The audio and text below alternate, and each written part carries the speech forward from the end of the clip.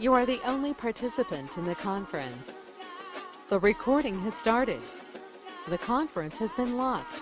The conference has been unlocked. All participants are muted, and they can unmute themselves.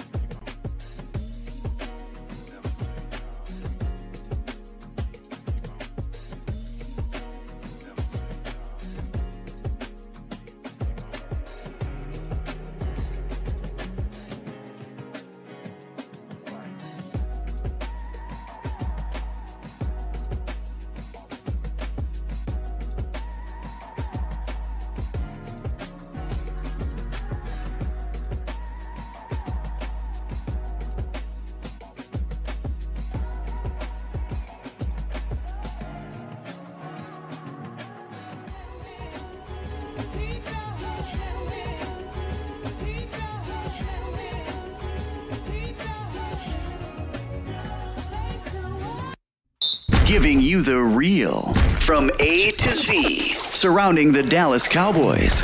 News, updates, rumors, transactions, takes, and more. So strap up, Cowboys Nation, and start your day off with A to Z Sports. Live with Will Steele. 3, 2, 1. Here we go. Oh, yeah.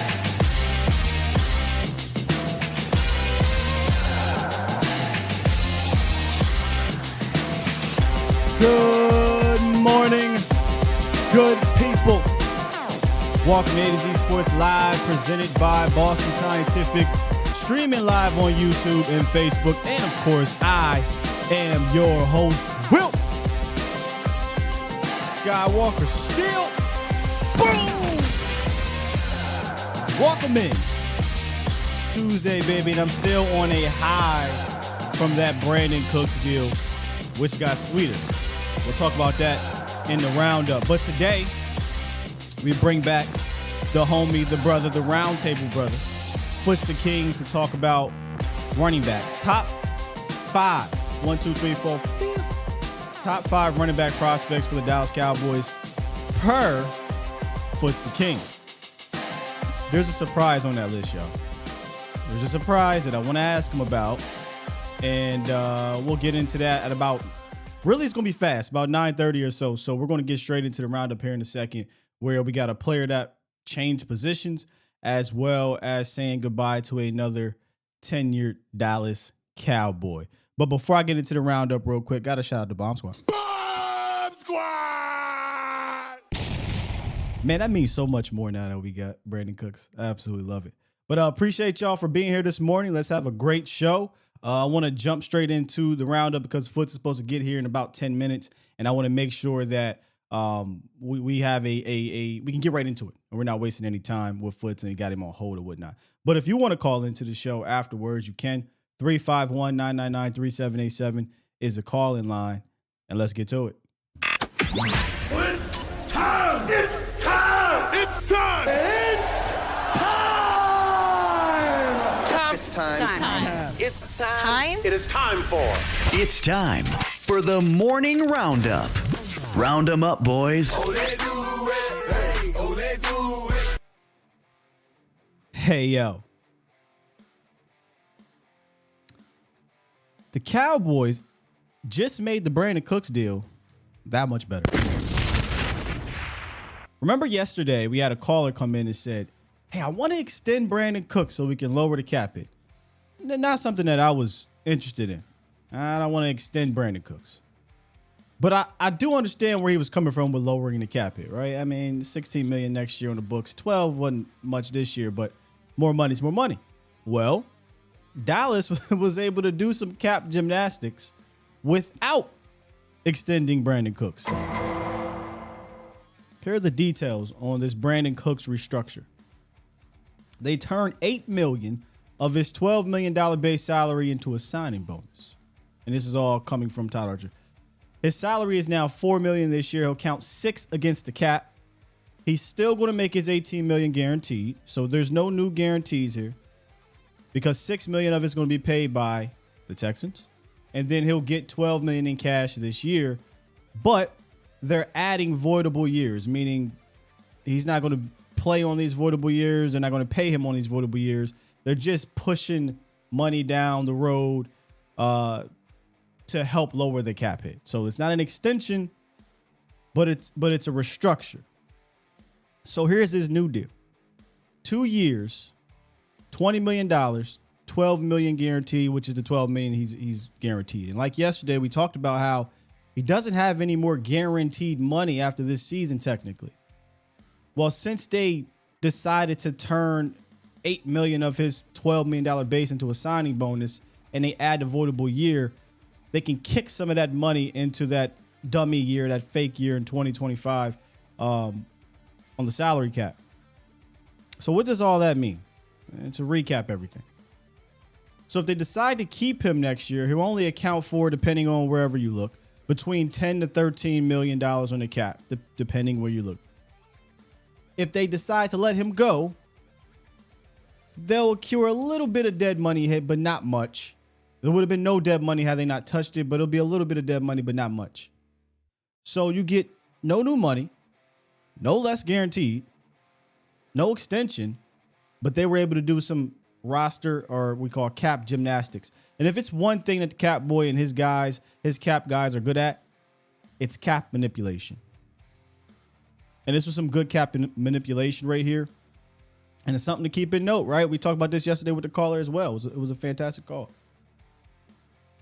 It's really not Cooks that, I mean, unless he would bomb, he would have to absolutely bomb this year if I'm looking to move on from him, even at the 16-5. It's Michael Gallup. You know, if they look at Michael Gallup and say, you know, this just ain't working out, that's the guy that they could be looking at to move on from and just deal with the bigger dead money hit on his deal, which is crazy because it'd only be his second year into a new year or a new deal. But we saw Michael Gallup. I get it. I'm not trying to, I want Michael Gallup to come back and be amazing. But if he isn't amazing and Cooks is, they might just elect to move on. But that's a long ways to go. We got to see what Michael Gallup looks like in camp. We heard he was back before and then that didn't work out. So hopefully from a mental standpoint, he's all the way back and he can help this team, man. You know, we need Michael Gallup to help this team in 2023. And then we'll deal with that afterwards. So to recap, Cook's deal, he'll count $6 million against the cap this year, anywhere between 10 and 13, depending where you look, Spotrac or over the cap. 10 to 13 next year, and they added the voidable years to push down the road. So he'll be here for the next 2 years unless he absolutely bombs. And if he bombs, you can move on from him with a little bit of a dead cap hit, but not much. Speaking of moving, I thought this was interesting. Isaac Garacon, the Mexican football player who the Cowboys got from the international program, working at guard and tackle for the last 3 seasons. They're deciding to move him to defensive tackle. Or defensive end, hell, I don't know. He's 6'7", 320 plus, so he's probably more of a defensive tackle. This happens in the league. You know, we've seen guys change positions. We've seen guys go on the other side of the ball. We had a guy here, Jason Peters, who was a tight end, moved to tackle. We had a guy who, if I'm not mistaken, Nate Newton, wasn't he on one side and flipped? As well as Danny loves to bring this guy up. Who's the other cat from the 90s that was also a defensive tackle? Was it Gogan? Or 2-A? One of the two, if I'm not mistaken, and the OGs can let me know here in the chat. One of the two was a defensive tackle, moved to offensive lineman. Nonetheless, 2-A. Okay, thank you. So Mark 2-A was a defensive lineman, moved to offensive tackle or offensive line. So here, let's see if this Isaac Alarcon thing can work. Listen, I'm not putting anything into this. I'm not putting any stock into this thing. But Dan Quinn, Coach AD, get his hands on this kid and let's see what happens. But don't hold your breath that he's going to make something shake here. That's all I'm saying. And then finally, Dalton Schultz mismanaged probably his market. Now, according to reports, he turned down a 3-year, $36 million deal. His agent saying that's not true. Cowboys are probably putting these type of things in the atmosphere. Nonetheless, he likely misjudged his market. He signed with the Houston Texans yesterday for a 1-year, up to $9 million deal. So it's probably looking just like the Mike Gesicki contract. Good luck to Dalton Schultz moving forward. I think it was quite evident when you saw Jake Ferguson and Hendershot hold things down without him that, hey, man, it's probably Dalton Schultz last year with the Cowboys. Hell, when they drafted Jake Ferguson in the 4th round, I thought that. But then when you got a chance to see him play, to me, it just kind of solidified. There was just no reason to bring Dalton Schultz back. And then once you start getting into the draft lab, you look at how deep the tight end class is, and you're just like, yeah, there's no need. I can get me a tight end any point here in the draft and roll with, Jake Ferguson, Peyton Hendershot. Sean McEwen actually is coming back, and whoever they decide to draft, and these are on cheaper deals, but these guys also have the talent. Schultz is going to help whoever the quarterback is in Houston. This isn't me poo-pooing on Schultz. I still think he's a fine tight end. He's not one of the best tight ends or anything like that, but he's a fine, good enough tight end to help out a quarterback, but nothing more, nothing less. Was talking to Pat Walker yesterday because he was posting about Ferguson and Hendershot. And I'll say this.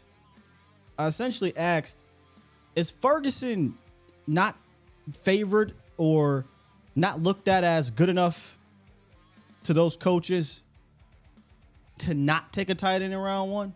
The big 3 and Michael Mayer, Kincaid, and Washington. And his response was, it's Ferguson's throne. Found that interesting. We're going to have to get Pat Walker on here to talk more about that. I don't want to take too much from it, but I mean, it makes sense. It makes sense. They love Ferguson down there. McCarthy was high on him, and he showed some good things. So we'll see amidst the rumors of tight end being in the mix, which being in the mix is not a problem, right? Tight end can be in the mix, but being the pick, that'll be interesting. So that is the roundup this morning. Let me tap in with Foots. And speaking of the devil, and I don't even want to call my brother the devil because he's not. What's good, bro? How you doing this morning, man? I know you gotta be going here in a second, but we want to get some of your thoughts on these running backs. How are you, though? Guy, I feel amazing. First of all, we got a little bit of time, so we can talk. How are you feeling about the free agent move first? Well, we haven't made any free agent moves yet, but I'm feeling good about the trade department. That was one of the areas. Trade department. Yeah, that was one of the areas I've been. Man, you know this. I've been begging and screaming and yelling for the Cowboys to be active in, at the very least, at this point in time in the off season, and they are. So I'm feeling fantastic. They're clearing up more money, so something else might happen. I don't know. They're clearing up more money, and now we're about to start seeing them attack these kind of bargain bin free agents to fill these holes. So I feel good about the offseason right now. Dude, I couldn't echo that. Like, I feel the exact same way. And to me, what this does is it sets you up in the draft. But I know we're here to talk back, so I'm ready to talk back for sure. And the funny thing is, as we're sitting here talking, and we're about to talk about running backs, it looks like Rico Dowdle was re-signed by the Cowboys. He's a restricted free agent, practice squad, RB3, 4 type of guy. But I don't think Rico Dowdle should stop you from taking one of these running backs we're about to discuss, Foots. Oh, no. I mean, it's crazy. We always end up with breaking news when I'm on the phone. I must be good luck, Scott. You must be. I must be good luck, Scott. But now, Rico Dowdle doesn't move the needle for you anyway. I think that they have to get it back. Now, when? It could be early. It could be, when I say early, second, third round. Obviously the Bijan stuff, but we can rank these guys because I'll be honest with you, my rankings didn't change, or none of the needles moved for me via the combine or any pro days. If anything, I actually feel better about how I had these guys ranked early on in the process. Right, let's get into your rankings, because your fifth guy, to me, feels like one of the best complementary guys to the current stable that the Cowboys have in Dallas with Tony Pollard, Malik Davis, Rico Dowdle now, right? And that guy we're talking about is Zach Charbonnet. So if you need to get a little tipsy, get a little Chardonnay. Is Zach Charbonnet? Hey, dog. And look, I'm gonna be honest with you. I'm not over the moon with Zach Charbonnet, but I think his fit and his play style would flow really well with this Cowboys team, especially since we know that Tony Pollard's coming back and there's no Ezekiel Elliott. But what do you like about Zach Charbonnet, and what are maybe some of your holdbacks? So he showed up to the combine at 214, but he's going to play at about 220, 222. So, you like that. Yeah. He's a physically, he looks the part, right? He's actually like really nimble for his size, Scott. He actually has soft hands for his size, like catches the ball well. You look at the Stanford game, they were using him in the screen game. He has every run in his bag. My issue with Zach Charbonnet is he doesn't always play as physical as he should. Now, you remember Zeke coming out, and obviously we're comparing apples to oranges here because Zeke coming out was just a different type of cat. Yeah. He was 225 and he played 225. Yeah. With Charbonnet, you don't always see him finish runs the way that I would like to see him finish runs, and actually some of these smaller guys finish runs a little bit better. I would like to know is that coaching, is that what was the issue with that at UCLA? I know Chip Kelly is their OC, and he actually did a good job with him and their quarterback. But that was the reason why I didn't have him. A lot of people are very high on Charbonnet, but I have these other guys ranked a little bit higher. The funny thing about, finishing the runs and whatnot, I wonder if Zach would have been a great guy to have with Ezekiel Elliott for a year, because he can teach him those things. Like that's one thing that will probably be missed, is that Zeke was a veteran, and Zeke helped those young backs, including Tony Pollard. And you saw some of that down at camp too. But I think Zach sitting behind a Zeke, not sitting behind a Zeke, but working with the Zeke would have helped him in those kind of nuances of the game. But, at 6 foot, about 215, 220, I think he fits this stable maybe better than most of the backs from a size standpoint. But there's other backs on this list that you like a lot. And another one is another Zach Evans, who is the transfer from TCU to Ole Miss. What's your take on Zach Evans? So, he has some off the field kind of concerns. But his play, when you look at it, and you look at the way that he, hits the hole and does certain things, he's the one. I just did a mock draft, and now you're talking about pairing somebody with Pollard. He's kind of very similar in stature to Pollard, and the way that he runs the ball, he hits that hole the way it needs to be hit. Now, the vision sometimes is kind of questionable, and his long speed is kind of questionable. But when you're talking about, slow to the hole, fast through it, and some of those run schemes that they ran at Ole Miss, Kiffin, the whole nine, I like this guy a lot. What we do got to figure out is, the off the field stuff, Sky. What's that about? What are we hearing there? I wasn't aware of that. Just not really. Some coaches have came out and said that the team, he's not really. I wouldn't say lazy, but he's had some character flaws, like isn't really all in on football. But that some of that stuff could be who's coaching them, who's this, that, and the third. To me, he was SEC All-13. He's a good player in a good conference. He played well, but you just got to figure out some of that stuff. Does he really love ball?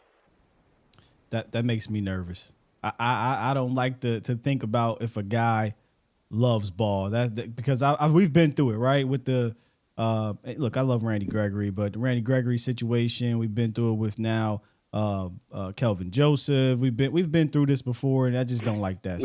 I'm hoping it's nothing too serious, because the dude's explosive, man. He was like top 10 or something like that in yards per carry, and it wasn't like he got 200 and something carries. So he can be a home run hitter for you.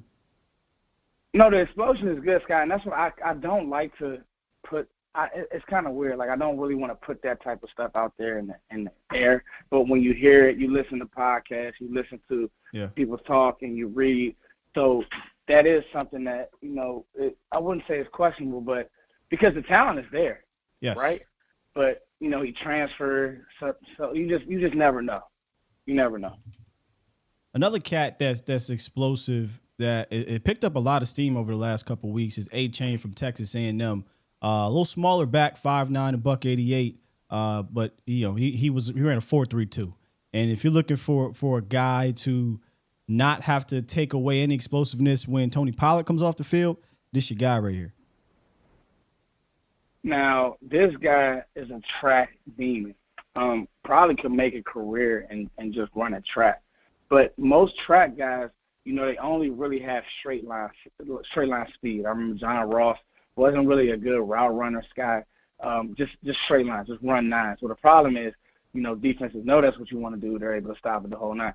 With A-Chain, you saw Texas A&M use him between the tackles a lot. The problem that I have is Texas A&M is not the NFL. So, you get caught, running up the C-gap by Fred Warner, and you 188. It's different. You get what I'm saying? And so the size will be the only thing. I really wish he would just kind of like make a Tyreek Hill business decision and switch to receiver. But, I don't know if that's what he wants to do or his plans, because the hands are really soft. And you saw Texas A&M just those swing routes to him, pitch game, outside zone. They ran outside zone to him. If you didn't get him within the first couple yards, if you didn't get him within the first 3 yards when they're running outside zone, it was a 4-yard gain, 5-yard gain every time. He's just that explosive. But the size it's not a concern, right, but it's something that, it's a concern. The size is a concern. Because that small is just historically, they just can't hold up in the league.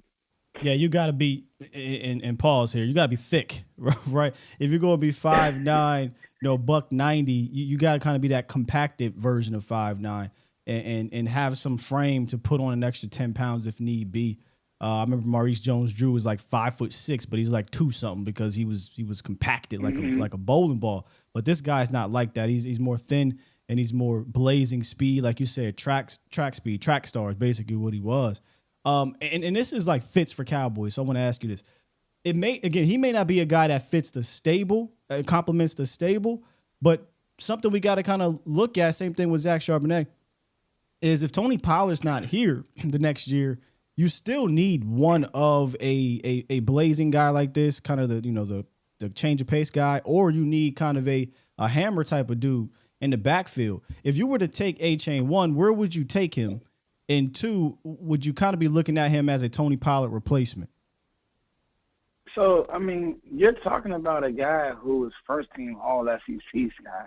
So if you want to take him let's say you take A-Chain in the second round and you say, hey, Devin, we're going to put in a true plan. Now, the problem is I don't know if his body can bulk, because normally guys with that fast metabolism and built like that, it's just tough for him to put on weight and it be healthy weight. People got to remember Tony Pollard came in the league at like 210, 205, 210. And he's put on muscle. I mean, he's not a small guy like some of these guys. He got boxed into this not change of pace. He got boxed into the scat back role, which was silly to me because he was already 2+, legitimately 2+ and 6 foot. He was exactly a longer back. There you go, right there, Scott. I think A-Chain is more the scat back, but I wouldn't even call him a scat back because his long speed is really his long speed is scary. I mean, he's going to run away from defenses, but it's okay. What do you want to give up? What resources are you giving up for a guy like that, Sky? That's the question you got to ask yourself. Does he complement? Yes. Can he be an every down back in your scheme? No, he can't. He would have been an absolute monster in those kind of early days, mid days, Tom Brady Patriots offenses where they had 3 backs. And they had that pass-catching James White type dude who James White wasn't going to rush it 175, 200 times, but he was going to catch 70 passes. Oh, he'd have been a monster in that offense, I think. No, I think you're spot on. I mean, even with guys, I remember how Andy Reid, when he was in Philly, how he used to use Brian Westbrook, Darren Sproles type vibes. That's his game, but I think he's a better athlete than even both of those guys because he's just faster. Like, the speed is incredible, but I just don't know how much you'll trust him in pass pro. People got to remember, pass pro is huge with this team. Yeah. So it's kind of tricky with him. Well, one of the most productive backs on your list, man, and it definitely a fan favorite. We see this come up all the time. Is Tyjae Spears. You want to talk about production, fam. He's 30 touchdowns over the last 2 years, about 3,000 scrimmage yards roughly, and just another big play demon. And this, again, not an entirely small back like A-Chain, but 5'10", 200 pounds is just about what you see around the league for the most part. What you got on Spears? Now, here's a guy whose frame I think will stand to add more muscle. Obviously, let's get to the negative. The negative is the 2 injuries. Yeah. I think he had 2 injuries 2 years ago, injury back-to-back. But, Sky, I am willing to stand on the table for this guy. And you know how I get with my guys that I love. Tyjae Spears, if Dallas want to draft Tyjae Spears in the second round, I'd do a backflip. I mean, he just, you're showing it right there. Look at the vision. Look at the explosion. Look at him run through. Look at that. And that's against Ivan Pace, Sky. I'm glad you're showing this. Ivan Pace is going to be a third-round backer. Yeah. We like Pace. I mean, he's making him look silly. That's what I'm saying. But, I mean, look at the athleticism. He's making Pace look silly here. I mean, on the first one you showed, the point is this. The USC game, he put on an absolute clinic in vision, speed, and power. You talk about a Maurice Jones-Drew type. I think he's more explosive than Maurice Jones-Drew. People got to remember, Maurice Jones-Drew was a stud coming out. He had some years in the league, too. He was a stud, and so I think with Spears, he definitely is a similar back to Pollard, but I don't think that's necessarily a bad thing if there's not much drop-off. And let's say, Pollard is coming off an injury, but this is a guy who could come in and run your offense. He will fit in your scheme and fit perfect, and there will be no drop-off. I stand on that, Scott. No, he feels very dual threat. See, I don't think Pollard gets enough credit for being a dual threat. I just don't. Maybe this year he will, but since he had this season. But Spears feels like one of the better dual threats of all these backs you have on your list, where Charbonnet may be the bigger back and he can do some pass catching things and try to block for you because he's got the size. But I think Spears He has all the tools. A 5'2" guy, in my opinion, just played at Tulane. Come on, Scott. That's it. He played at Tulane, whereas the next two guys we're going to talk about, they played at the bigger schools, and rightfully so. But okay, and let's talk about Spears' pro day. You know, he goes to this pro day, he runs a 4.49. Like, he's fast enough, Scott. I mean, this guy has it all. Again, I will stand on the table for Tyjae Spears. And if you don't take, he's not one of these guys that you haven't taken the first round, and you can still say, we came out the draft with a player that I know will come in and help us immediately. Yeah, man. This draft class is just so deep for it's in regards to running backs that, look, not every one of these running backs are going to hit, but it depends on the fit. I mean, you can go to a bad team, be a good running back, and you might not really shine until you leave that team. But I feel like Dallas can't mess this thing up with these running backs unless they just take some random dude who, is a slow guy, can't catch or something like that. But it's so hard. And before we get to your number one back for Dallas, I want to ask you this. I mean, you've been watching these backs. Have you checked out Chase Brown? Because he turned into my damn pet cat, Illinois running back Chase Brown. Yeah, him and his brother, they look like Greek goddesses. I mean, I don't think they have any, because his brother Sidney plays safety. I don't think that they have any body fat. Like, I don't think that they've ever had any body fat. I'm enamored with Chase this kid, man. Chase is a stud. Chase is a stud as well. He could easily be in this list. That's what you're talking about, the depth. Like, you could replace him if you were talking about, if you didn't like A-Chain because of the size, you could put Chase in there because he's built a certain way. He could take the beat. I don't know if he has the vision of some of these backs that I have up here, but the finish and the speed is real, and he killed his pro day as well. Let me help you out here because they're gonna try to get you Greek gods. That's what you meant, Greek gods. Greek guy, yeah, Greek guy. I said goddess. They gonna kill me. I was about to say don't let you live. No, they don't. Don't let Chase Brown hear that either. He might use that as motivation. He calling me a bitch. Nah, yeah, Chase. I like Chase a lot, man. And your number one prospect. This doesn't shock me because he's good. This shocks me because it's not the guy that everyone probably thinks. Jahmyr Gibbs, Alabama. Why Gibbs? Yeah. Before you give me your rundown on, well, I guess you could combine it. Why Gibbs and not Robinson? So I went 1A, 1B, and okay. For me, but I do have Gibbs as a better player and a better pro. For me, Gibbs does more in the passing game naturally, if that makes sense. Those years that Alvin Kamara had in the passing game, he was so fluid that it was just, I'll put it to you like this. If you go back and watch Alabama, he was Alabama's offense. Transferred in from Georgia Tech, he was Alabama's offense. They see him running outside zone. The finish is crazy. But what he does in the passing game, they'll run him on wheel routes, and he's like all the way down the field catching the ball fluidly. And I know that people have, you can find a clip or two of Bijan doing that. And Bijan he's nothing to scoff at. But it's just something about the way Gibbs plays. Again, he's fast.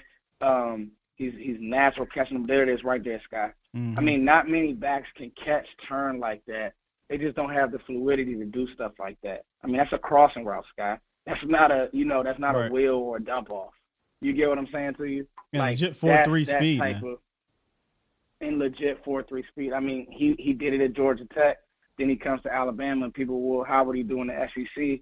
And what did he do? He did the exact same thing. And actually, if you had to ask me, I just think that he's more natural than Gibbs. Than Bijan Robinson. I just have a feeling. When you feel a certain way about a back, or a player in general, he's just more natural. I don't think I wouldn't say Bijan's stiff because he's not. Bijan is more like a true running back. Right. This guy is more of an athlete playing running back, and he just makes everything look easy. So that's why I have Gibbs as my true one, and then Bijan is my 1A. Well, then let's talk about Bijan. Because you're not, what you're doing is you're not coming at Bijan Robinson. You're just saying that you believe that Gibbs would be you would like him as a better fit for the Cowboys. Is that what you're saying? Or just in general? Okay, This is let's just say top this. 5 for the league. Let's say this. If you drafted Gibbs, you would probably have a question about starting him over Pollard. That's how strongly I feel about Gibbs. Only because he's that groovy in space, and he's that. I mean, he's nice. Just watch the tape. Like, I mean, put it to you like this, Sky. You'll see him do things, and you'll have to have both of them on the field at the same time, because he's just that good and dynamic. I mean, it's just the truth. Yeah, he would like while he may not complement the stable in the sense of as a hammer type, he's a guy that you can't be like, we're only going to give 8 to 10 snaps to. Like, nah, like they would have to split the snaps down the middle, man. That's what I'm saying, bro. He almost had like 2,000 all-purpose yards at Alabama this year. It's crazy. He led the team in receiving. Think about that as a running back. That's what I'm saying. Like, he was the offense. Alabama's receivers were awful this year, and they, you know what I mean? And you still probably could have got away with them being in the national championship because he's that good of a player. So what makes Bijan Robinson your one? I mean, look, we all understand Bijan's that guy, but you're the draft analyst, so we want to hear from you, like, what your take on Bijan Robinson and this whole. Obviously, he's RB1 for most people, but he's also a running back. So running backs have been devalued in the draft in general in the league, and it's. I guess it's real. Could he be there at 26, even though he's considered a top 5 type of talent? I think because Bijan, and this happens in drafts as well, because Bijan is getting pushed and linked to the Cowboys, I think that the team will draft him because of that. And teams suck at drafting. So while these teams would have other needs, I literally think that they would do it just because. It's just like when who's the linebacker for Pittsburgh was being linked to Dallas, the one who had the neck injury Ohio State back. guy. And yeah, and he in Pittsburgh drafted him because Dallas did all the work. I think it would be one of those types of things. But you know, I don't see Bijan lasting the 26 only because I think the league would be scared if Dallas got Bijan because again he's kind of in that he's definitely in that same mode of you would have questions about playing him and Pollard. You would go into it saying there's no starter. It's just they're both getting reps. Well, Bijan would probably start. He would. He would. Yeah. I mean, number one, being the first round pick, and I know it's weird, right? Can you imagine, just for a second here, franchise tagging the running back and then drafting one in the first round? That's crazy. But dude, yeah. But I think that Mike would do it in a way that they get into a game and they would each split between, like Tony would get 9 touches carries and Bijan would get 14 touches 15, carries, and they would end up 15. They would get to that 23-25 number, Sky. Oh, they'll 100% split duties. I wouldn't be concerned about that. But because Bijan, like you said, he's just a running back's running back. You know, I kind of say that about slot receiver. 5'11", 215, 440. Very Ezekiel Elliott coming out of college type, right? I feel like he would, and the Joneses too. They also have this affinity for these type of backs. I feel like there would be a bit of politics going on, and Bijan, which look, Bijan's a stud, so I don't think anybody should be upset if Bijan's quote unquote starting, right? Because he's starting, but TP's still gonna get his. I think TP will still get 12 to 15 touches. It'd just be, in the passing game, probably more than the run game. So to me. And this is the God's honest truth. To me, either one of those guys instantly upgrades your offense with the offseason moves that you made.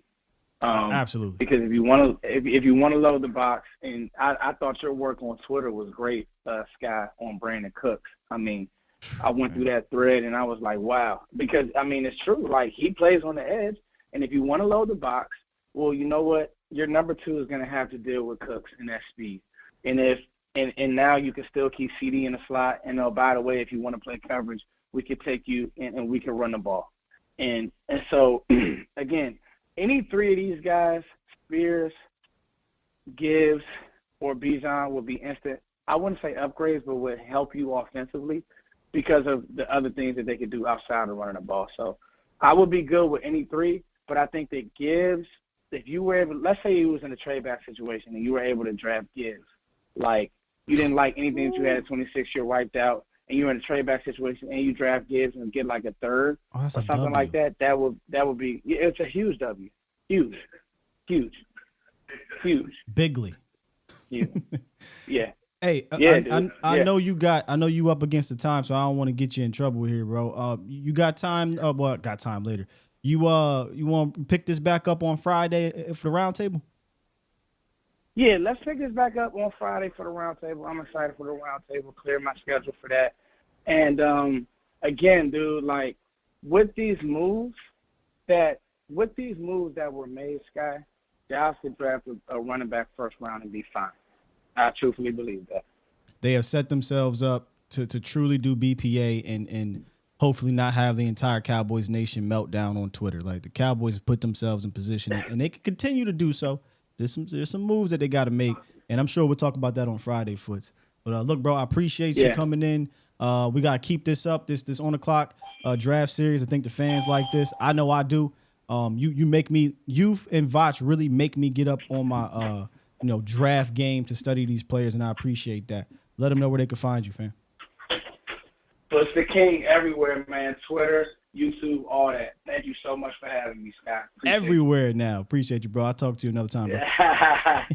Peace, Scott. Salute. Foot's the king, ladies and gentlemen.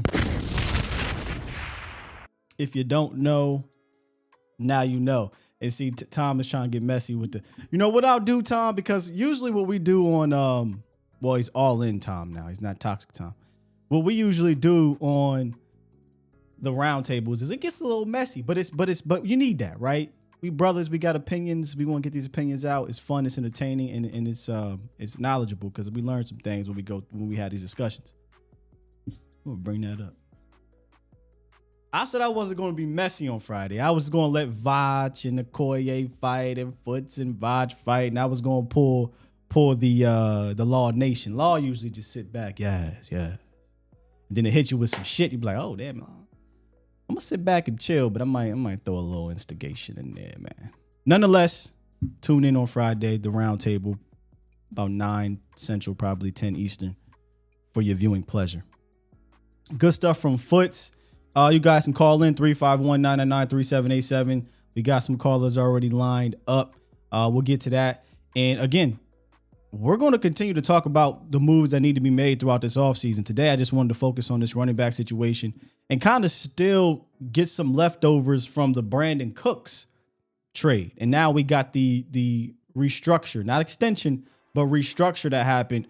So, look, restructure Michael Gallup, traded for Gilmore. Restructured and cut a bunch of people, traded for Cooks. Restructure Cooks. Does that mean something's coming down a pike? I got something on that in a second, but before we do that, let's take a quick little coffee, water break and talk about Boston Scientific. If you're one of 39 million men that suffer from ED, Boston Scientific has created edcure.org to help you find your best cure. Here's how you get started. Head on over to edcure.org. Take the quiz, learn the severity or risk of ED, and if you have a condition that puts you at a higher risk, you'll find customized content. So if you're struggling in that certain area and you don't know where to go, edcure.org is where you need to go to find one of the specialists in your area. Again, edcure.org, brought to you by Boston Scientific. Say it with me, y'all. It ain't hard, but you can be. You're listening to A to Z Sports. Do it live! At some point, hoping to broadcast In front of the millions of Cowboys fans to bring you the real. But for now, strap up and here's your host, Skywalker Steele. I'm Luke Skywalker. I'm here to rescue you. We'll do it live. We'll do it live. What to make of this newfound money that the Cowboys have. What to make? They're sitting at roughly $16 million. They'll get $10 million June 1st because of the Ezekiel Elliott cut, $10 or $11 million, something like that. Years past, I'd have been like, I'm not really looking into this as they're going to do anything with it, but restructure, trade. Yeah, my hopes is up a little bit. For the first time in a long time, my hopes are like actually genuinely up. And I had tweeted on Twitter, jokingly, whatever it takes, talking about Bobby Wagner. Now, I don't think this is going to happen, but I would love for it to happen. I just don't think it will. Maybe the more I say that, the more it'll happen. What I think is more likely to happen is that they clear this cap space to now plug in those bargain bin free agents. Here's the beauty of this situation, Cowboys Nation. In 2021, they went out and they signed, remember I said they signed a bunch of dudes, threw stuff at the wall and see what stick. Carlos stuck, Hooker ended up sticking, J-Ron Curse ended up sticking. Maybe we see something similar. Maybe they go out and sign 4, 5, 6 bargain bin guys and they see what sticks because they didn't spend a lot of money when they did that. Hell, they might not even have spent $7 million total on all those guys. Now we know that they've already brought in Rojo. They've brought in Ronald Jones Jr. or Ronald Jones II yesterday for a visit at the running back position. One of those power guys, downhill guys that I don't think will affect you drafting any of these dudes that me and Foots just discussed. But this is doing your due diligence with action, not just research, but making sure you're able to go into this draft and say, okay, if a back gets taken in round 2 that we wanted, we don't have to reach for this back that we actually have as a 4th round grade. We can go ahead and take the DT or take the O-lineman or take whomever else because we made sure we secured the bag in regards to Ronald Jones Jr. or whomever the guy is. It don't got to be Ronald Jones. I keep saying Jr. He's the second. But nonetheless, he's one of the 3 dudes they brought in. And maybe this is what we're looking at with that money. Some people say, well, what about an extension for XYZ? I mean, sure. But when you're doing an extension, you could technically lower the cap hit to a CD Lamb, to a Trayvon Diggs. They're at about $4.5, $4.8 million. You can, if you want, you can lower that cap hit with the extension. So you don't necessarily need this extra money to do that this year. And then the other option is they can just roll it over. They can just take the money, don't touch it, use it to maybe extend Terrence Steele, use it to take into 2024 in the off season. But they still have some work to do. Is it $26 million worth of work? I don't think so. But they made 2 restructures and they made 2 moves. So yeah, my hopes is up a little bit. For the first time in a long time, my hopes are genuinely up that the Cowboys could be up to something. Straight up. All right, let's jump into these lines. 469, you was on hold. First, good morning. Hey, how's it going, Scott? All right, what's up? Who this? It's Austin. Oh, is this Austin / Professor X? No, the guy who supports Cooper Rush. Yeah, I thought y'all was the same dude. Hey, by the way, he got signed back, but what's good, Austin? What you got for the show? Hey, so I really like the moves between Brandin Cooks and Stephon Gilmore. I know people were upset about not getting D-Hop, but I mean, if you look at with Dak, I mean, D-Hop's got the best hands in the league, but a lot of those balls are 50-50 balls. You know, and Dak's not really he likes route runners. That's not really his game to throw the ball up and let D-Hop and go get that. So I think he did it with Brandin Cooks helps. He did it with not Marco, but he did that sometime. But he did it with Michael Gallup when he was peak Michael Gallup. He was one of the best 50-50 jump ball guys in the league during that time. Yeah, but I mean, if you look at Dez Bryant, I'm sorry about that. When Dez was there, they struggled a lot on those 50-50 balls. And yeah, but Dak wasn't the quarterback he was in year 1 and 2 that he is in year 7 and 8. I think we both could agree on that. Yeah. No, I agree. But so as far as the draft, I think there's three options you can do. I mean, they pretty much have filled their needs, and I think you could trade like first, second, or third. I think you go get the best player instead of the best available player. I think you could go Bijan Robinson, you could go Jalen Carter, or maybe you go and quarterback. You think Jalen gonna fall that far? He could, but that's what I'm saying. You trade your draft away. Okay. You saying go up? Need, you know? Yeah. Okay. You know what I'm saying? So Jalen Carter might be the one. Not even might. I'm pretty sure that's it. He might be the one dude that I can understand doing that for. Yeah, honestly, I wouldn't be upset totally if they did it for a tackle too. Like if they say we want to trade a fourth to make sure we secure the tackle we want at pick 23, 22 or what have you, right? I don't know what those numbers are, by the way, draft people. But I could see them making a mini trade up to get a tackle they want to if they see a run on tackles. But Jalen Carter, he's the big fish that if they wanted to get one of them ones, they probably have to trade a lot of draft capital to go get. Yeah, and they have yet to fill that defensive tackle need since David Irving left. So I think that'd be a good a lot of capital. Draft pick to go. You know, and the one guy I was talking about, the Alabama running, Jahmyr Gibbs. Yeah. Here's the thing, Texas running backs always hit, and you can go back to, I'll take it old school. Priest Holmes, Ricky Williams, Cedric Benson, Jamal Charles, and now possibly Bijan Robinson. With Alabama, they're kind of hit or miss. I mean, you've always said Jacobs and, Josh Jacobs, Henry, and Ingram. But besides that, like Yeldon was a bust, Scarborough, and Richardson. So, this Texas running back, something special about him. I would go with Bijan.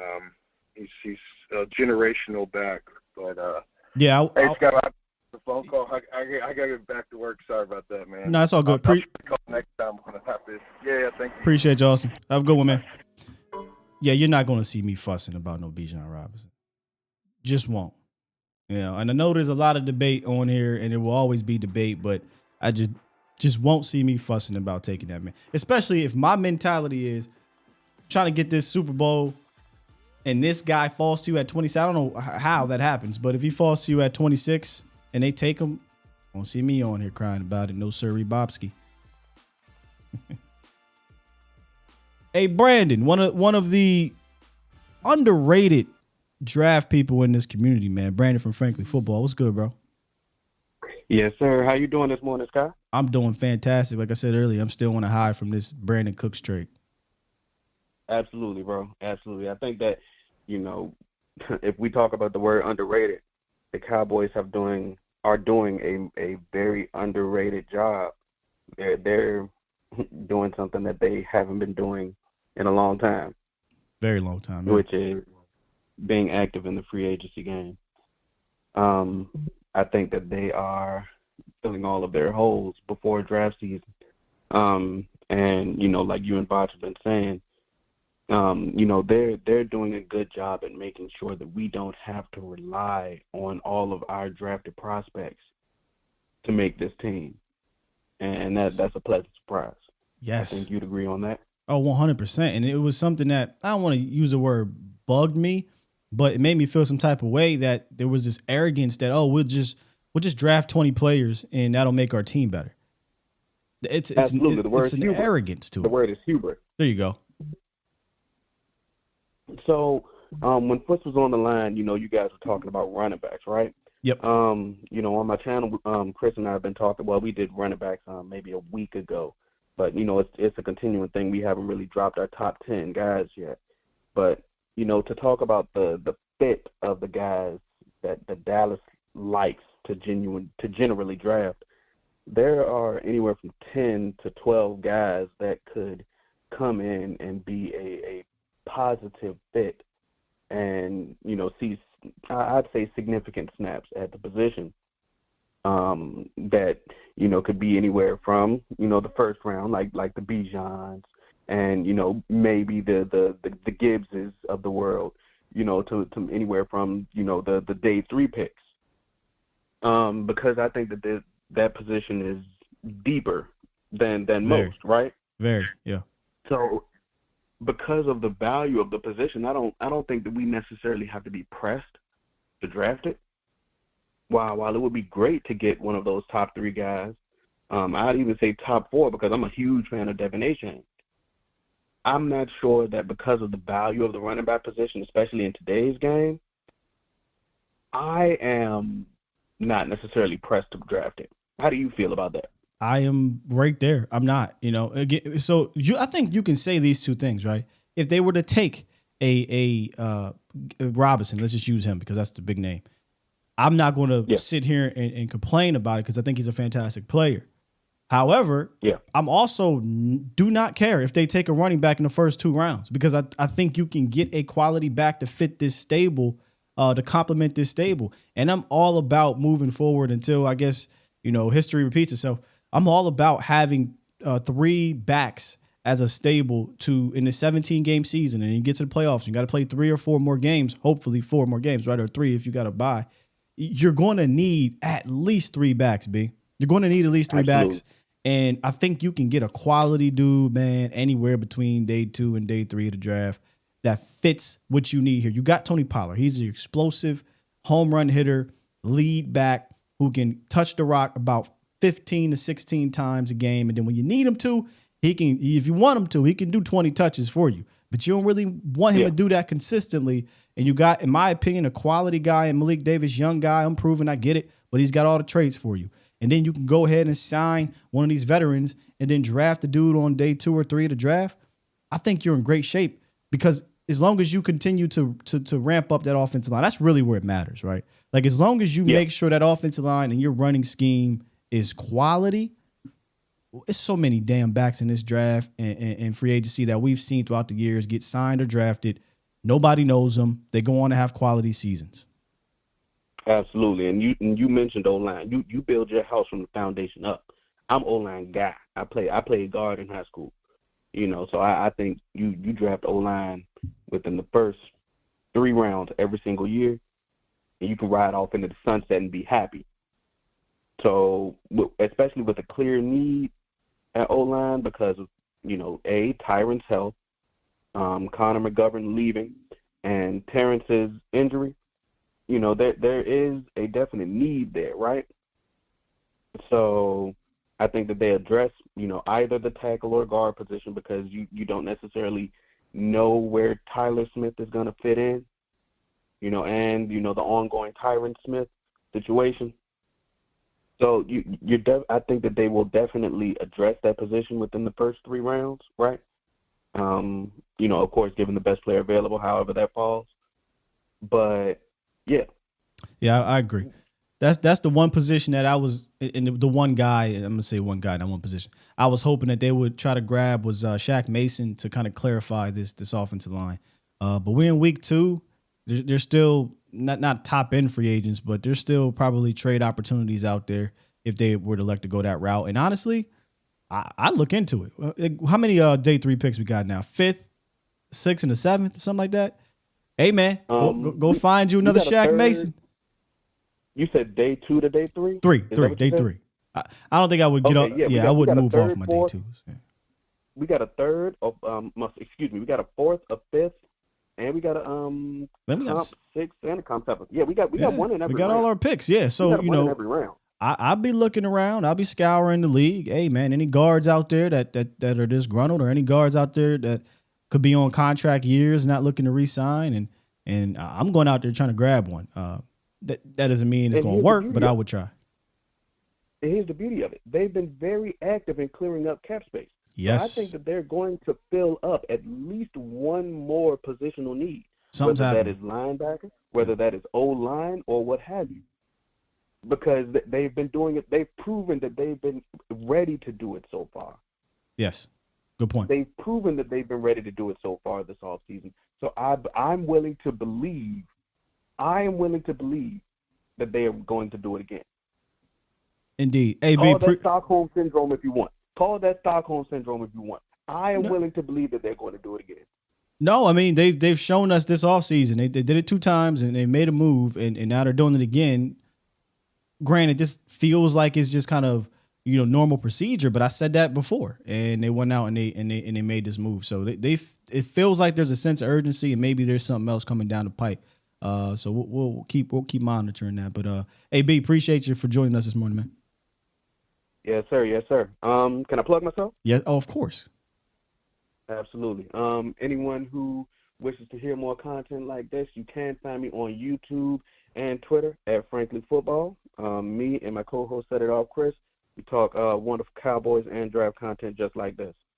Shouts out to Set It Off, Chris, and Frankly Football. Make sure I check my boys out. Peace. Salute, bro.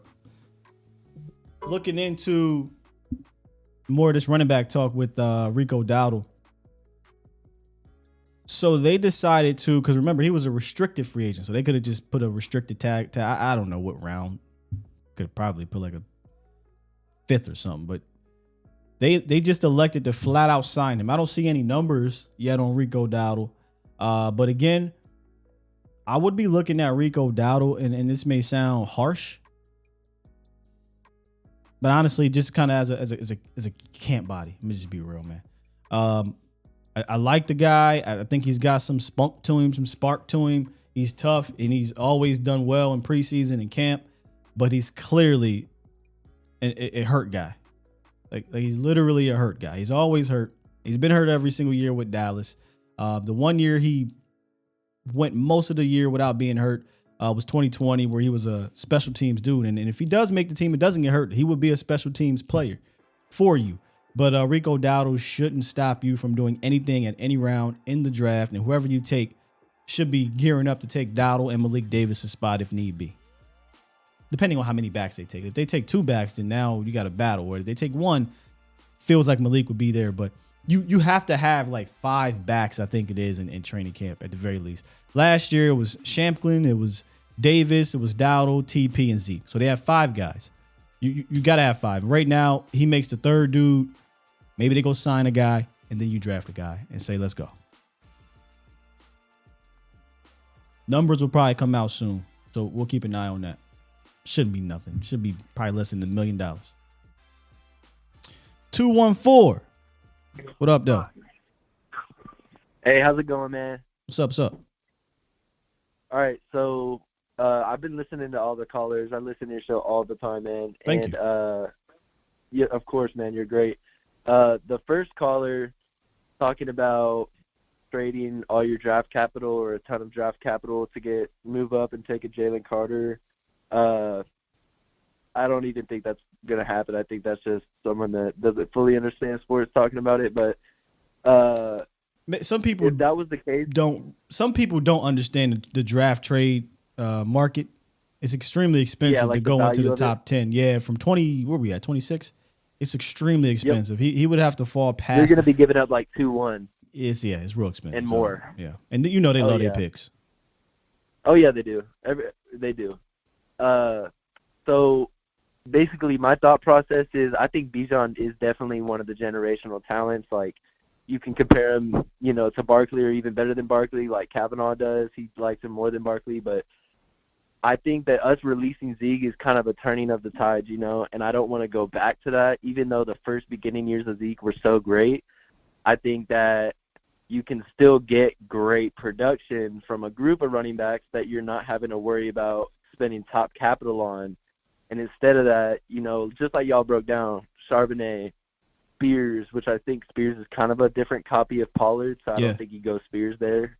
But I mean, Bigsby or whatever, you can get a running back in the 2nd to 4th round, pair it with Pollard, and they just got Dowdle back, and Davis is still there, and then I think you roll into the season with that as your running back group, and you're happy as hell about it.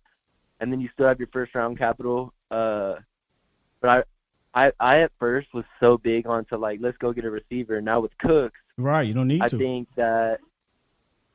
I think that you could do whatever you want there. Yeah, I mean, I don't want to do running back there at all, but I really would love like O-line, or even I think this makes it super possible for a trade back. And so I was wondering what you think about maybe trading back to still at the very end of the first round for that 5th-year option, because that's key. But maybe collecting an extra third or fourth or something like that. I'm all the way down to stay in that first round, move like 29, 30, pick up an extra third or fourth. I don't think you're going to be missing out on a guy because obviously if you wanted that dude, you just stay there and take him. The whole moniker of captain trade down was a thing a couple years ago. I'm all for trading down a few spots, staying in the first to keep that fifth round value while picking up extra picks to then use those picks to trade for another player or trade up in the second day two, or B, just staying put and getting more capital and throwing more bodies at the team to see who could stick. But yeah, I'm for that. Yeah. And by signing Cooks, like you said, it doesn't, you don't need to draft a receiver, but if one of those guys that you love falls to you, it's a luxury now, right? It's a BPA situation. So, they put themselves in great position, man. It is. And I mean, even think about it like this, man, like the fact that now we're having conversations because of the Gilmore, Cooks, the few key re-signs on defense, the fact that we're now talking about maybe like legitimately like, okay, let's go get a first round tight end, which I'm not against if it's Washington, number one, but that shows how far we've come with this offseason in terms of making it to where, okay, now we're really talking about trying to upgrade tight end. And before, you would have seen no talk of tight end. You would have seen straight corner, straight wide receiver. And so even though the front office, pisses us all off sometimes, I think that they definitely deserve their flowers on that. This last week that they've had has been fantastic. 100% they do. Yeah. Like I said, if I'm going to shit on them when they being crazy, and then I got to praise them when they've done good work. Now look, I'm not throwing them no damn party. Like I said on Vox's show, yesterday, what you want me to tell you? You're doing a good job, and that's a Bernie Mac quote. No, I'm not going to do all that, But they, hey, good work this week. Let's keep it up. That's about as far as it's going to go. Oh, yeah. And you know what's next in line is Bobby. Bobby's coming to town now because of that rework deal with Cooks. We got 16 point something to work with, 10 coming after June. Tell me that's not for Wagner. You know what I mean? Is your gut feeling that's for Bobby? I made jokes about it on Twitter. If that's for Wagner, I saw. Jello Beats, holla at me. It's gonna be Wagner. Don't even worry. It's gonna be Wagner. Don't do that to me. I'm just gonna, in my head, I'm just gonna be like, nah, it ain't Wagner. That way, if it happens, I'm gonna come over here and shmoney dance. That's all. But listen, let me give you some inspiration on that. I saw something. In closing. Oh, yes, sir. I saw something, and it was saying signing Bobby Wagner's his salary cap would only probably count 4 to 5, maybe $5.5 million on this year's cap. So that is super, super doable. We're still bringing back Hankins and stuff, so I think we can do it. Oh, I think we can too, man. These dudes, look, I'll crap on them for how they manage the team, but when they're talking about the cap, they know how to manipulate the cap. They know how to massage the cap. They'll sign a Bobby Wagner. It'll look like 2 years, $28 million, but it's really 1 year, $9 million, but it's only going to count $4 million. With like a tiny bonus. Yeah, they'll do something crazy like that. And honestly, like I said, this is a 2-year window where I don't care about the cap. I don't give a damn. Like, I don't give a damn. At this point, fam, just I'm not saying when I say I don't care, y'all, I don't mean like go sign Bobby Wagner to a $100 million contract. But what I mean You're not talking about doing what the Rams did. Nah, nigga, I ain't trying. So I shouldn't say I don't care. But I don't care about overpaying a little bit for those type of guys if it means that it puts you in a better position to win the Super Bowl. Because you're only doing it for 2 years. Agree. Oh, yeah, I agree with you. Yeah. What's your name, man? I'll close it at that. Charlie Murphy. I blanked on your joke last time, bro, but I figured it out. I knew right when I hung up, I fucked that up. Wait, your name is Charlie Murphy? Yes, sir. Well, no, it's a different name, but you called me Charlie Murphy last time. Oh, okay. Well, then you going to be Charlie Murphy. The 5 fingers say to the Charlie face. Murphy. I got you, Charlie Murphy. Hell Appreciate yeah. you, dog. Hey, love you, man. Good job. Appreciate you. Good stuff, man. Man, that's a good call. Fun call there. So your name really not Charlie Murphy, though. I must have misheard it, and I tend to do that, with old age and everything. Charlie Murphy. Good call. I've been teasing myself on Twitter talking about Bobby Wagner, y'all. We'll see if it happens. Did I see my guy in the building? Jay Tuck in the building was good. Make sure y'all check out all the CFO gang work over on CFO Sports. Salute. Who else we got up in here? The brother can ball. We got Lamont in the building. What's good, Lamont? Lock these up real quick. The conference has been locked. We got some good time. What's good, Scott? I'm good, man. How you? Good. So I had an idea, Okay. and it's going to kind of tie off to what that last caller was talking about. So what do you think about the idea of them signing Bobby Wagner, bringing back Hankins, then adding to the defensive interior rotation of bringing in an 8? Huh? I'm writing this down. Go ahead, Hankins. So the idea of bringing in Bobby Wagner, bringing in Hankins, then you go and add an Ashawn Robinson. You're going to back up or either start over Hankins. Then all the holes on defense are covered. No. Because then you could take whatever player you want, bro. I might be so arrogant about this defense if they did that. And y'all know me. Because think about it. I don't like to do that because this team let me down too many times. But Wagner, Hankins, Robinson. Come on, man.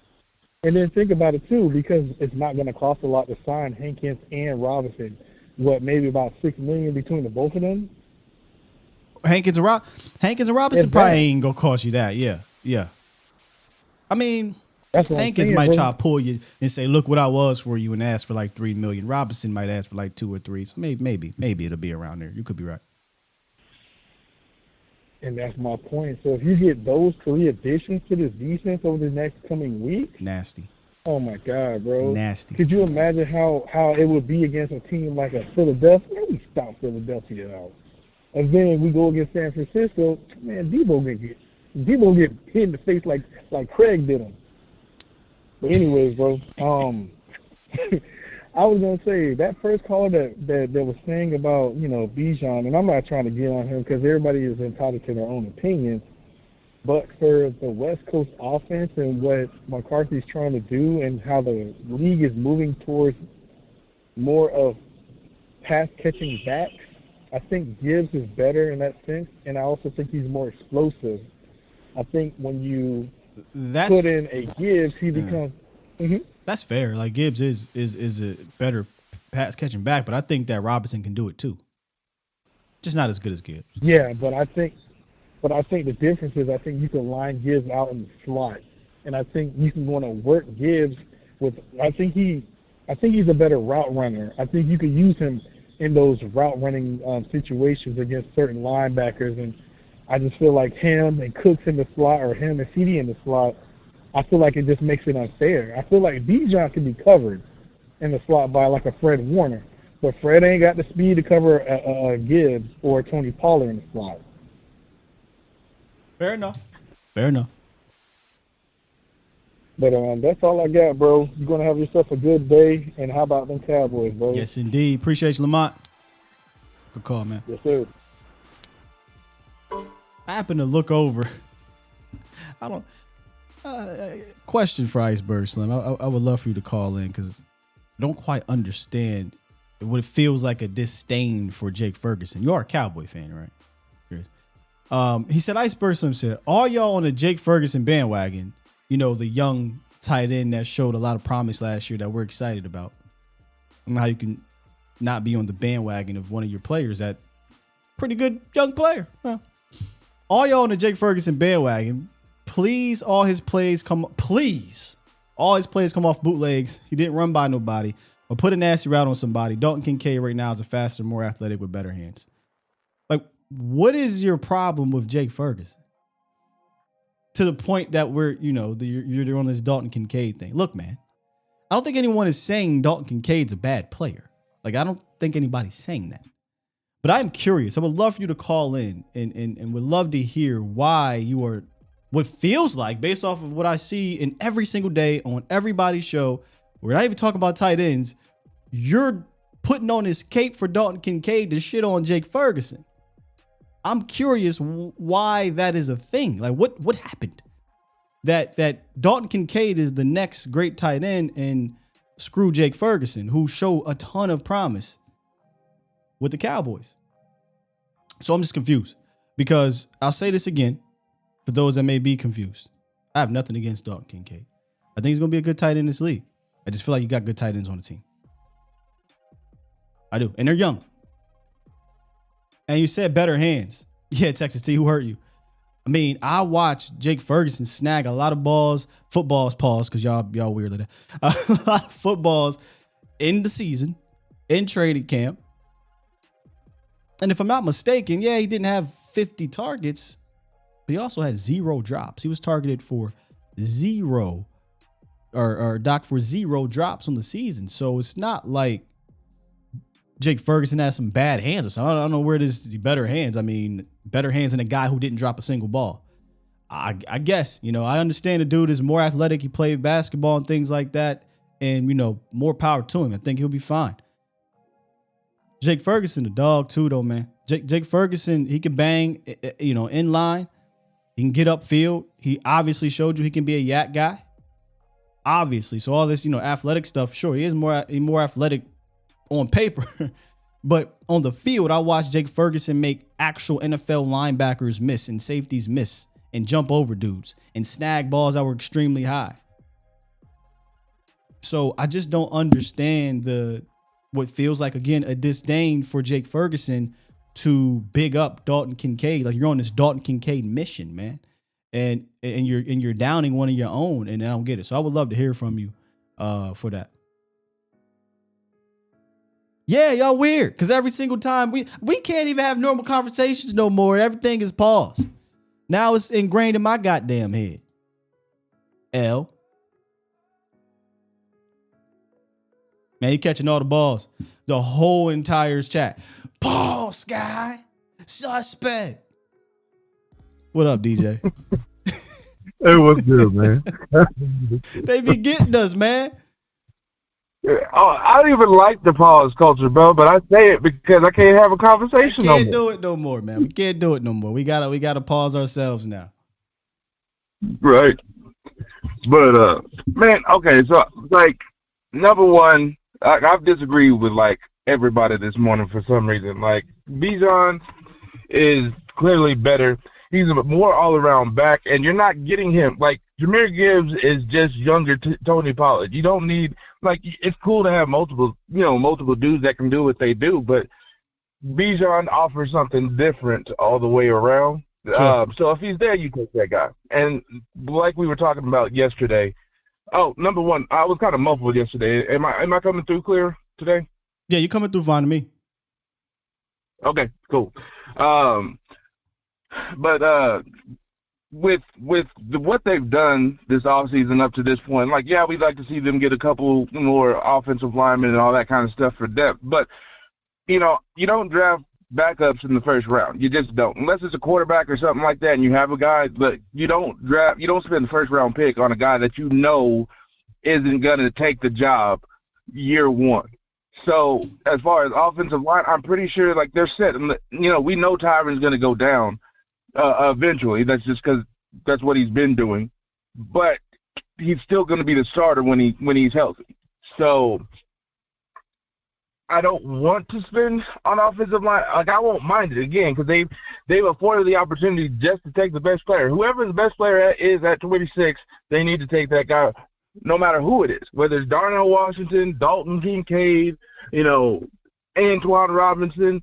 If Bijan's there, you're especially taking him. So just, you can take whoever the best player is legitimately on the board. Yeah. Now, I'd rather it be offensive than defensive because defense got real deep, real fast all of a sudden, right? Especially if they sign a couple D tackles before the draft.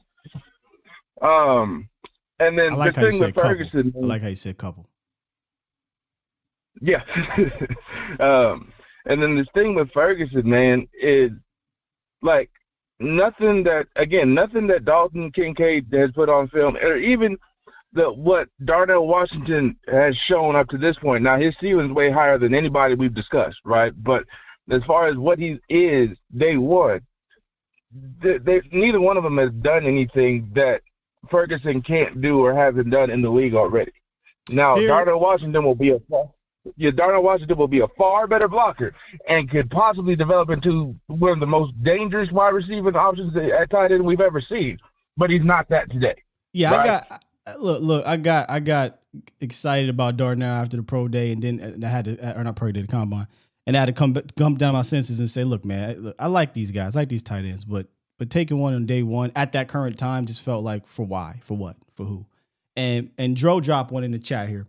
He says, Jake Ferguson, super chat, by the way, is a security blanket, a damn good one where Dalton Kincaid's a weapon. Watch the USC game. People always talk about the USC game. I could watch everybody's best game and come away with an opinion, but I like to watch more than that.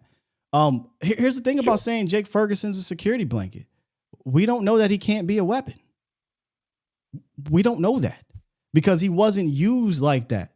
Because you had a Dalton Schultz who was here. Now, is Jake Ferguson a wide receiver or anything like that? No, I wouldn't say none of that. But again, I watched him make plays. You could call it bootlegs and call it whatever you want. That's just the routes that they ran him on because that's what they did. You know, this was a kind of bogged down offense at that time where he was actually getting ticked. But I also watched him, get upfield and not get the ball thrown to him. Same thing with Peyton Hendershot when Cooper Rush was in the game because he wasn't targeting tight ends anywhere past 5 yards. That he just would completely ignore them. So I say to you, Dro, I don't necessarily know that Jake Ferguson can't be a weapon in the same mode that Travis Kelce, who's not this athletic freak in the sense of, going to run a 4.5 blazing speed dude, but a guy who can route you up, who learned how to be a quality route running tight end and do some yak things. When Travis Kelce says Jake Ferguson is like that, I listen. Hey, this is my thing too. No, that's their number one. But I mean, a security blanket can choke you out if you wrap it up right. The right person gets it in the hands, you can still die by getting choked out by a security blanket. So, and Ferguson's film looked very, very dangerous. I get what he's saying as far as a security blanket, but the man made the most of his opportunity. Yeah. So it's not one of those. It's not security blanket at the end of the year. It's not Dalton Schultz. Yes. Security blanket feels very end of career Jason Witten, Dalton Schultz-esque where, hey, we just got to get these 5, 6, 7, 8 yards and you get 2 yards in a cloud of dust afterwards. Jake Ferguson wasn't just catching the rock and falling, fam. Jake Ferguson was catching the rock and getting upfield, making plays. That sounds like a weapon to me, but Yeah, I mean, the man had, I can think of 5 things, and you probably got the film going while I'm talking right now. 5 different situations where the man caught a 5-yard out or a 5-yard curl route, and all of a sudden he's running 20 yards up the field.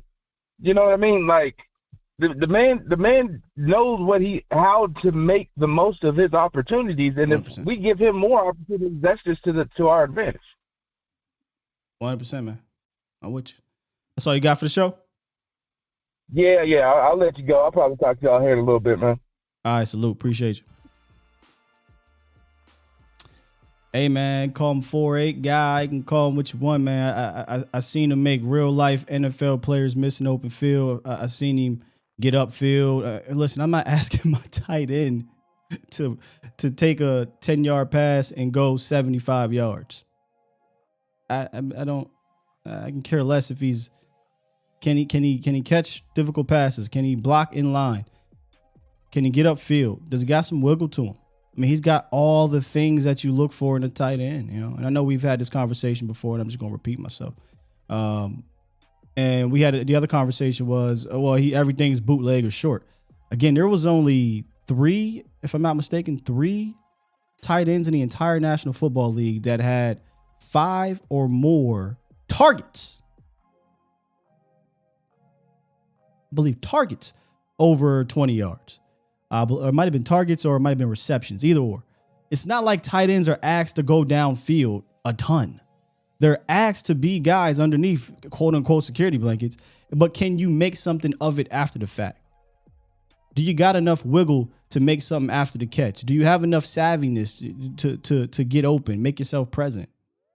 Man, there's a lot to love about Jake Ferguson, man, that I don't see the need to kind of poo-poo him in the name of Dalton Kincaid, who I think is going to be good for somebody. Maybe he'll be good for the Cowboys if he gets drafted here. But my point is, you got good tight ends. I mean, you got a good one, in my opinion, Jake. If you want to add to it, I'm not going to fight you over it. I just don't understand why he's a 4.8, guys.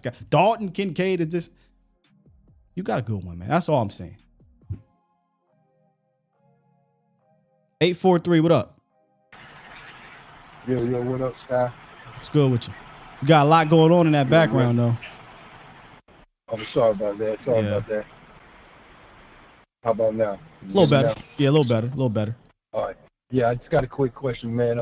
Just wanted to drop this off and see if we can put it in round table this weekend. Okay. What about what do y'all think about Tony Pollard not signing by the time we draft? What happened about that if he don't sign?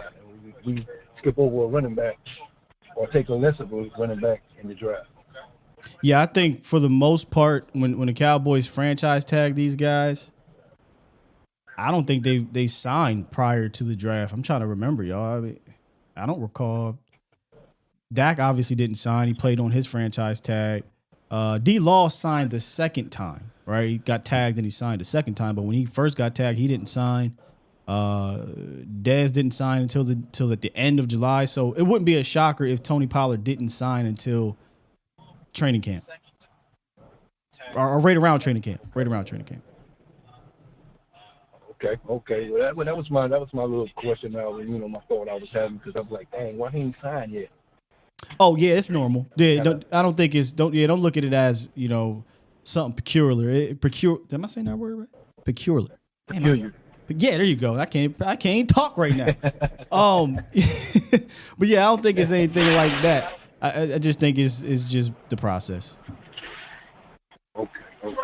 All right, Scott. Appreciate the time, man. Thanks, man. Good call. All right. Last one here. 334. What up, though? What's up, Sky, man? How you doing, brother? I'm good. Just peculiar. That's what I'm talking about. Hey, man, listen, man. I think a lot of y'all are sleeping on Gibbs, man. Yeah, really? Man, I'm a Bama fan, bro. Huh? I said, really? You think we sleeping on Gibbs? Yeah, man. I mean, my boy is explosive, man. I was telling him like the game. No, I'm just saying. I'm like a lot. I heard a guy talking about Bama running backs don't. You know what I'm saying? They don't do nothing. We had a lot of backs come out of Bama. Oh wait. So I didn't even pay attention to that. He did say that, didn't he? Yeah, man. But Mark Ingram, Derrick Henry, yeah. Yeah, Jacobs, man. Jacobs. Lacey was going pretty good till he got fat. Yeah, Lacey had a good run. Yeah, that was that. I didn't even think about that. That was very peculiar. Yeah, man. But at the end of the day, bro, I will pick Bijan, man, because we got that. We got that in Tony Pollard what Gills bring to the table. You know what I'm saying? But all around, Bijan is the better back. But me, I'm trying to get a lineman. I want a lineman in the first round. But build them trenches up. but you got to remember, bro, Gills came from Georgia Tech. Gills wasn't supposed to start. Bama had another back that they were supposed to start, and he took that. Gills is a great back. And then he did that to come to the SEC because what I'm saying. Everybody was like the ACC. That ain't nothing compared to SEC. Gonna be like that's like the NFL of college football. Right. He had a great year. I mean, quick feet. I mean, explosive, bruh. And I just don't feel like, since we got Tony Pollard, we need that. We need a Bijan. I would take him because overall, he could be the third best player in the whole draft. You know what I'm saying? Bijan is great. I would take him because, that would give us a good 1-2 punch. You know what I'm saying? And Great 1-2. Great 1-2 punch. You're putting yourself right back up there in the top 1-2 punches in the league.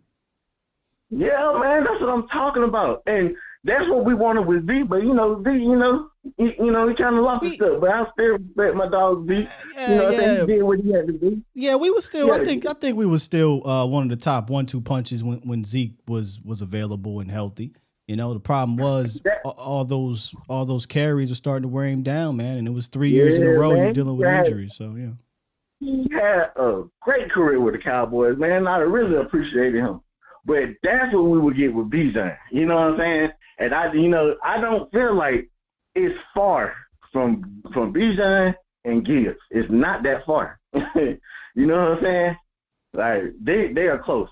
And that's all I want to talk about. But I do want to agree with you with Ferguson. Man, that is a beast, bro. Man, I love what Dalton did, but Ferguson, if we was to bring Dalton back, it's only gonna hinder him. Like we need him, bro. If we can, Ferguson is gonna be the next best thing. And Pendershot, he there too, man. And they rookies, give me my young boys. Let them play. You know what I'm saying? Yeah. And they gonna bring a lot to this offense. Y'all so wrong. But appreciate it, Scott, man. Good talking to you guys. Cowboy Nation, what's up? Yes, sir. Appreciate you, dog. Good call. Yep. You know, am I disrespecting Hendershot? Because I'll never bring him up for real. I always just be like Jake Ferguson. But, I mean, that's a dude that can get downfield and do the, kind of other nuanced stuff you like. Put him in the backfield, move him in motion.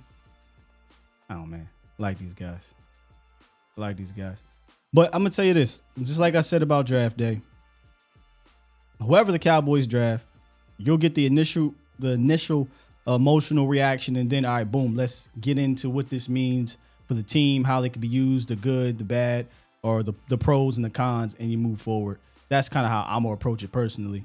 But it's going to be really hard for me to be pissed off, throwing pens down, snapping out. It's going to be hard, man. It is. I think you're putting yourself in a good position. One last thing on the running back spot. I kind of briefly brought it up with Foots, and a lot of callers are calling in talking about different players. And the previous caller, maybe it was this caller, I don't know, talked about the franchise tag on Tony Pollard. So if Tony Pollard is not extended, does that affect how they draft, right? Because we talk about the Gibbses, the Spears, some of the A-Chains, these smaller guys. They don't necessarily complement the current stable. Playmakers, good backs, not saying it's a negative. You still can take them and prosper, right? But what if they were guys that you say, if you take a Gibbs, definitely high. If you take a A-Chain or a Spears, does that indicate TP gone? Or is like, nah, Sky, you can rock with TP and Spears or TP and A-Chain or TP and Gibbs for the foreseeable future. You could sign Tony Pollard to a 3-year deal and keep those guys. I just feel like if you're going to have a stable of backs, you got to have one that does those kind of dual threat things like a Tony Pollard, and you also got to have a hammer.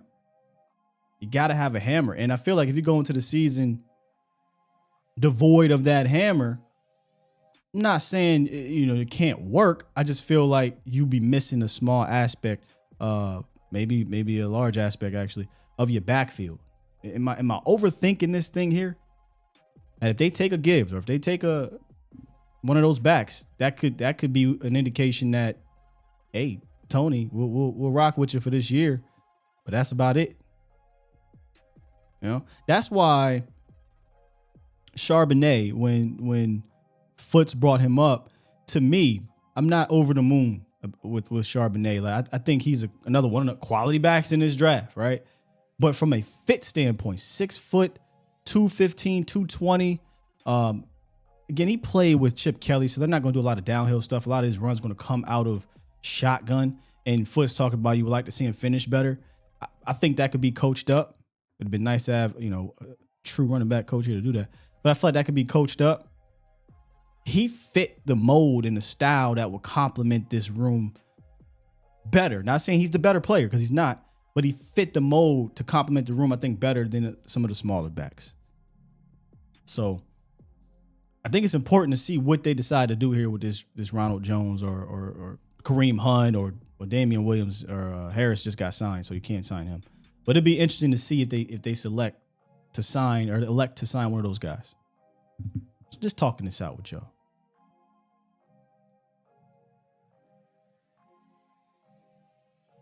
This is true too. Too broke to pay attention said you could rock with the same type of back, but you better get that ball out quick in passing downs. Yeah, You're not looking at TP and the Gibbs of the world to be your blocking type guys. That's true. That's true. And that's true as well, Danny. I'm not saying you're right, because when Foots was watching him, when I was watching him, a lot of these runs are coming from shotgun. A lot of, at least in a couple film tape I watched, not big gaping holes. And it's not like he's finishing like a Zeke. He's finishing like a Hammer. He just has the size to do it. And you wonder if he can be coached into being a bit more physical at a 6 foot, 220 pounds. You wonder if that size can be utilized in that fashion. So something to think about.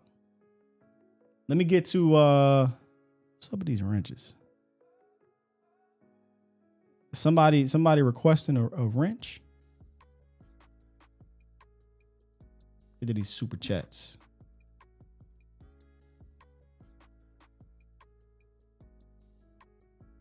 All right, here we go. Dro dropped another one that said, where a button at? Super chat. Should we look into Jonah Williams? Acquiring Jonah Williams. Who's Jonah Williams? Is this draft content you talking about, or tackle?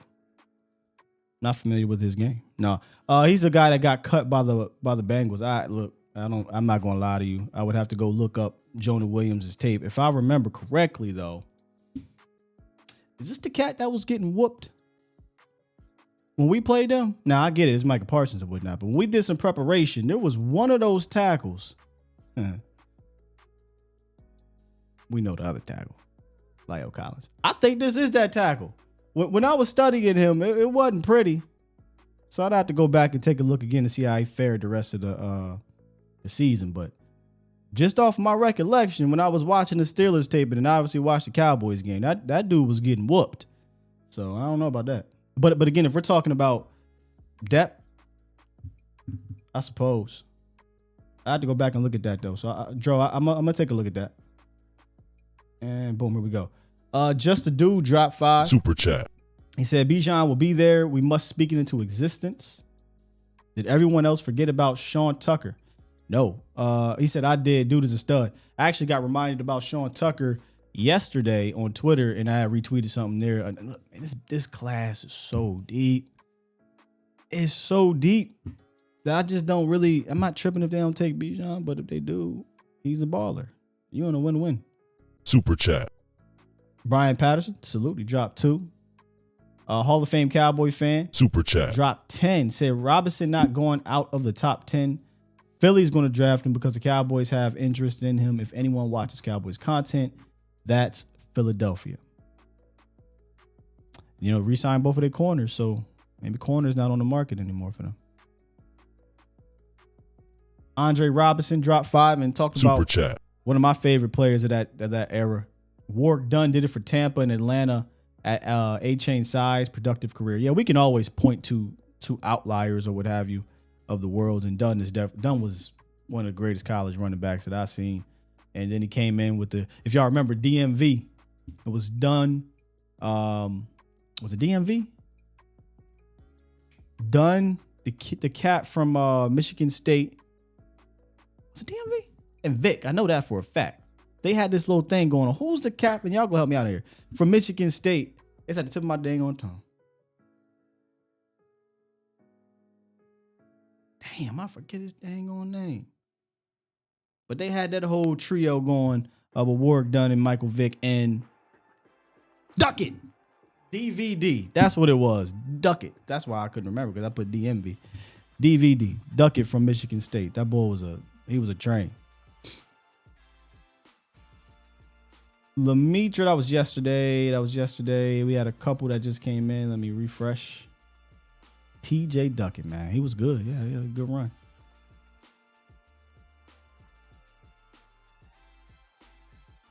L just dropped one. Either resume or resume, whichever one. No pause. Queen dropped one. Super chat. Appreciate you, Queen. Y'all just got rid of all your describing, huh? Y'all just got rid of all your describing. Queen, gonna have to elaborate on that one. Not sure what you mean. TC and King Element are advocating. Super chat. They dropped 2 and said, "We, the chat delegation, select Gregory for the wrench." TC said, hashtag wrench for Gregory. You know what, though? I'll let y'all decide that. Oh, so she's talking about Zeke. Ma'am, Ezekiel Elliott is not worth it anymore. The juice is not worth the squeeze. It's just not.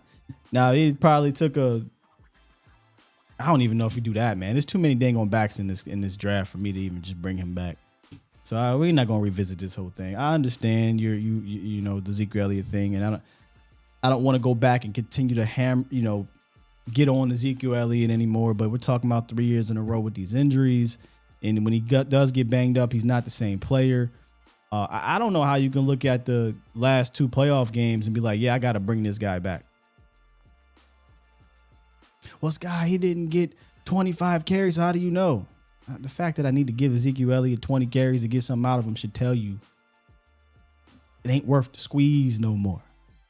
And if I just need a hammer of a running back, I can get that. I can get a hammer. That I don't have to, sacrifice younger, better players to do so. I don't got to play politics. I don't got to allocate X amount of money to this guy so I can go get a Brandin Cooks or so I can go get a whomever, right? So we done did this song and dance, man. We done did this song and dance. Every player has their day where it's time to move on, man. Jeez. It wasn't like he was. We'll leave it at that. I ain't gonna keep harping on it, man. Thank you, Zeke, for your time here. But the Cowboys are in good shape. They're in good shape. We'll be fine. We'll be fine. All right. Appreciate y'all jumping in here today. Good show. Good call, as Danny Savage would say. If you missed the beginning of the show, we ran Foots the King's top 5 draft prospects for the Cowboys. Good stuff, as always, from Foots. Next week, we'll continue the on-the-clock draft series. Not sure which unit we'll discuss, but we'll get to it. Later on, I'll be on with Vach, of course, the Vach Lombardi live show on the Volume. Make sure y'all come through. Check it out. I missed another super chat. Okay. T just dropped one. Said, don't sleep on Alex. I can't pronounce his last name. Out of Oregon. All right, I did miss you, AA Ron. Super chat. I don't know how I missed that one. He said, Wagner executes his assignments playing forward, but is severely limited athletically. What are we talking about? Now, do we really want that pair with LVE? Oh, Aaron, you trying to start some fire here? Because I'll go pull up some film. Severely limited athletically. You sure you want to go there? That's heavy. That's heavy word. Severely limited. What are we talking about here? If you're severely limited athletically, I don't think you would have one of the best linebacking years in football. But maybe I have to go back and watch watch some more Wagner film and come away with, see if he's severely limited athletically. Interesting. But yeah, if that guy is severely limited athletically from 2022, I want him on my team. If that's considered severely limited. So to answer your question, but I'll go back and watch that. Interesting. So got to it. Appreciate the donation, Ron. Tomorrow, come back through. We'll be talking more Cowboys football. We're going to review this offseason so far from top to bottom, all the way from the Tony Pollard tag to CJ Goodwin getting another 1-year deal. We're going to talk about it, and we can give them grades. We can give them whatever we want, but we want to review this thing and see where the Cowboys stand across the league. All right. With that said, I'm going to press this button, if I can find it, and get up out of here.